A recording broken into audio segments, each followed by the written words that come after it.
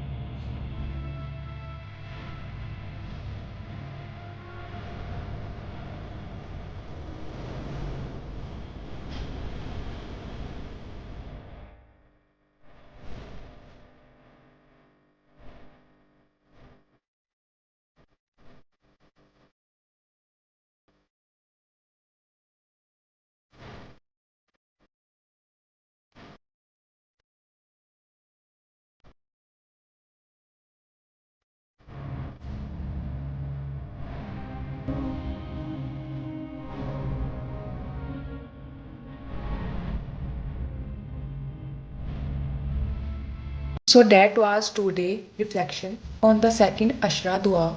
May Allah forgive our sins, accept our repentance and guide us to the straight path. If you found this reminder beneficial, don't forget to like, share and subscribe for more Ramadan reflection. Let me know in the comments how you practice seeking forgiveness during this blessed month.